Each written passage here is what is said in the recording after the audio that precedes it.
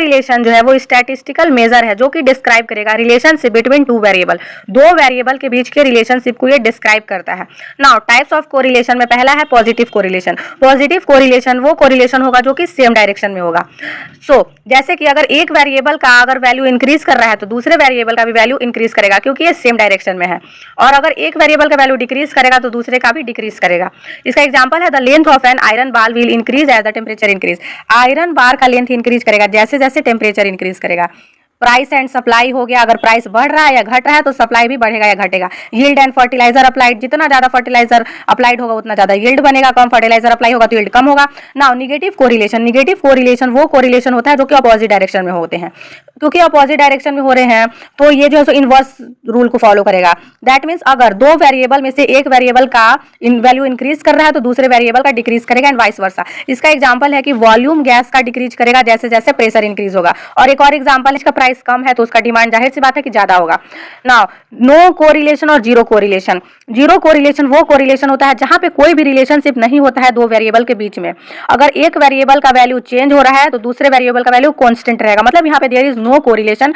Correlation ये relationship बताता है वेरिएबल के बीच में, और ये रिप्रेजेंटेड होगा स्ट्रेट लाइन से, मतलब स्ट्रेट लाइन से हम लीनियर कोरिलेशन को रिप्रेजेंट करेंगे और ये रिलेशनशिप बताएगा वेरिएबल्स का। नॉन लीनियर कोरिलेशन ये रिलेशनशिप वेरिएबल का बताएगा लेकिन इसको हम स्ट्रेट लाइन से रिप्रेजेंट नहीं करेंगे, इसको हम लोग नॉन लीनियर कोरिलेशन को हम लोग कर्विलीनियर कोरिलेशन भी बोलते हैं क्योंकि इसका जो ग्राफ होता है वो कर्व के फॉर्म में बनता है और लीनियर कोरिलेशन का ग्राफ स्ट्रेट लाइन में बनता है। तो ये मैंने कुछ ग्राफ ड्रॉ किया है, जैसे कि पॉजिटिव कोरिलेशन का ग्राफ ऐसा होगा, नेगेटिव कोरिलेशन का ग्राफ ऐसा होगा, क्योंकि पॉजिटिव कोरिलेशन में वैल्यू क्या होता है इंक्रीज करेगा, नेगेटिव कोरिलेशन में वैल्यू डिक्रीज करेगा, एंड नो कोरिलेशन में उसका तो कोई यहाँ पे कोई कोरिलेशन ही नहीं होगा, एंड लीनियर कोरिलेशन का ग्राफ ऐसा रहेगा और नॉन लीनियर कोरिलेशन का ग्राफ कर्व के फॉर्म में रहेगा। लीनियर कोरिलेशन का ग्राफ स्ट्रेट लाइन से शो करेंगे हम, नॉन लीनियर कोरिलेशन का ग्राफ हम कर्व से शो करेंगे।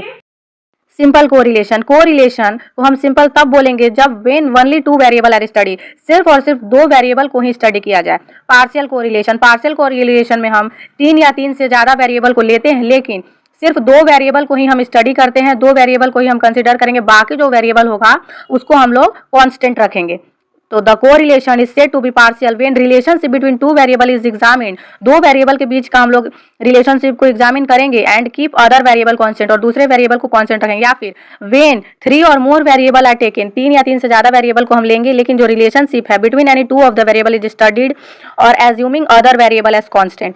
Multiple correlation, multiple correlation when we study the relationship among three or more variable then it is called multiple correlation। multiple correlation में हम तीन या तीन से ज्यादा वेरिएबल के बीच का रिलेशनशिप को स्टडी करते हैं